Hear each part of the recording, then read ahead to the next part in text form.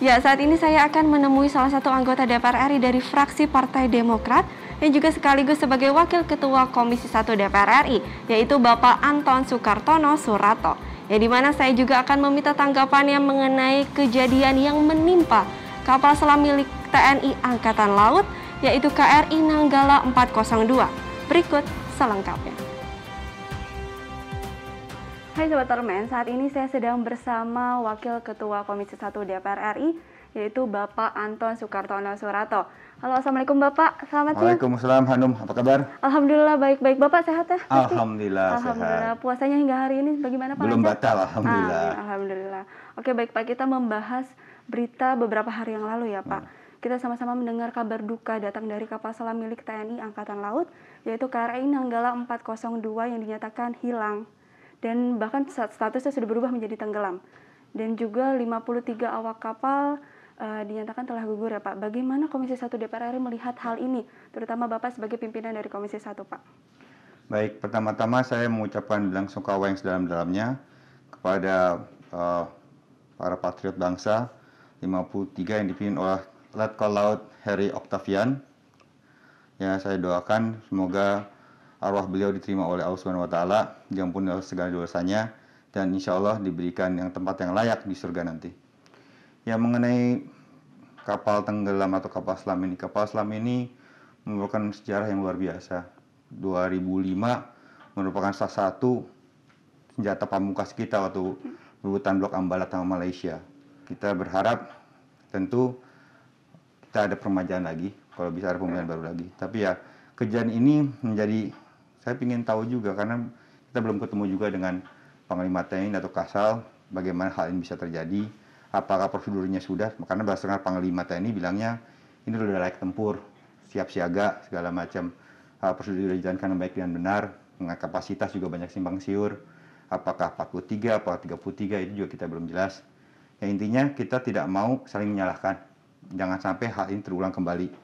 Jadi yang kita harapkan ke depan, sebelum kapal terjun atau apapun yang namanya alutsista harus siap tempur, harus dicek dulu. Betul. Jadi jangan sampai begitu ada peristiwa baru mulai penyelidikan, jadi ya nggak ada guna. Jadi kita yang harapkan ke depannya, kita tidak mau melihat masa lalu, ke depannya apapun itu kita ready dan sesuai dengan prosedur kelayakan dari alutsista tersebut. Baik, berbicara mengenai alutsista Pak tadi Pak, kan diketahui KRI Nanggala 402 ini sudah berusia lebih dari 40 tahun ya Pak. Dan ini pun perlu dibutuhkan peremajaan dan juga perawatan. Sebetulnya Pak, mengenai keberadaan alutsista di Indonesia sejauh ini sudah seperti apa sih Pak? Nah itu, umur juga kan, namanya umur barang itu atau umur, apalagi alutsista itu ada umurnya. 30 tahun, 40 tahun, atau 50 tahun. Itu harus jelas, kapal selam itu berapa umurnya? Udah 44 tahun, apakah masih layak? Meskipun diperbaiki apapun ya, faktor usia tentu tidak bisa mengubah yang namanya diperbaiki. Jadi kita memang harus mengaudit seluruh alutsista yang ada di Indonesia ini, di TNI ini, mana yang layak dan mana yang bisa digunakan, mana yang masih bisa diperbaiki, dan mana yang harus diremajakan. Jadi jangan sampai kalau memang usia dari alutsista itu sudah sangat tua dan sangat tidak layak, ya jangan sampai mengorbankan prajurit kita. Nah, diketahui juga KRI Nanggala 402 ini mengalami keretakan ya Pak.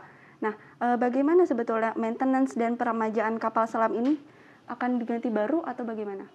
Kalau kita belum tahu pengadaan baru atau tidak, karena baru kecelakaan hari ini, dan kami belum mendengar ajuan juga dari Kepala Staf Angkatan Laut maupun dari Panglima TNI maupun dari Kemhan.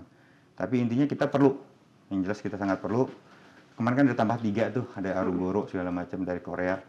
Ya insya Allah kita jangan sampai terulang kembali kejadian seperti ini, jadi pembelajaran yang sangat mahal dan berharga, sehingga tidak ada lagi kapal selam yang tenggelam. Betul. Nah, untuk langkah atau dorongan seperti apa yang Komisi 1 DPR RI dorong kepada pemerintah, terutama terkait evaluasi alutsista ini, khususnya alutsista yang sudah berumur? Ya, kita ada panja alutsista, di situ kita akan audit semua, dan kita akan minta Panglima TNI memaparkan minimum essential force atau MEF, kan udah 2009, sekarang udah tahap ketiga, itu banyak yang harus diperbaiki. Kita akan minta lagi roadmap-nya seperti apa, dan kita untuk anggarannya tentu kami akan sangat mendukung. Betul. Baik, kalau untuk modernisasi alutsista yang memang sebaiknya itu seperti apa sih Pak? Ya kalau saya pribadi, saya tentu semuanya sekarang serba modern, di mana namanya perang kita mungkin perangnya nggak kayak zaman dulu yang kombatan berperang. Sekarang mungkin pakai drone atau pakai robot. Jadi mungkin ya arahnya ke arah sana. Jadi mungkin less dari manusia atau proyek kita yang combating langsung, kalau nggak sangat terpaksa sekali memang harus. Tapi kalau nggak ya kita tidak bisa menutupi dari teknologi bahwa orang dengan jarak jauh bisa menghantam musuh dari jarak jauh. Jadi tentu semuanya harus dipikirkan dengan baik-baik. Berapa sih yang kita butuhkan saat ini untuk mempertahankan 17.000 pulau lebih? Luasnya dari Sabang sampai Merauke, dari Pulau Miangas sampai ke Pulau Rote, itu gimana mempertahankannya seluas itu?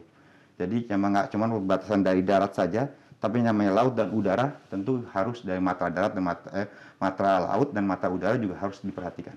Betul. Terakhir nih Pak, harapan dari Komisi 1 DPR RI ini sendiri terhadap alutsista di Indonesia ke depannya seperti apa?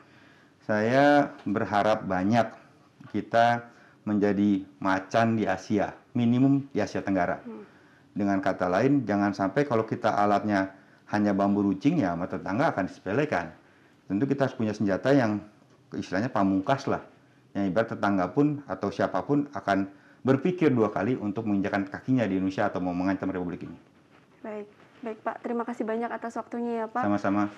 Sobat Mesa, sekali lagi kami mengucapkan turut berduka cita atas kejadian yang menimpa kapal selam dari TNI Angkatan Laut yaitu KRI Nanggala 402. Semoga seluruh upaya proses evakuasi dapat berjalan dengan lancar. Saya mengucapkan terima kasih sekali lagi atas waktunya Bapak Anton.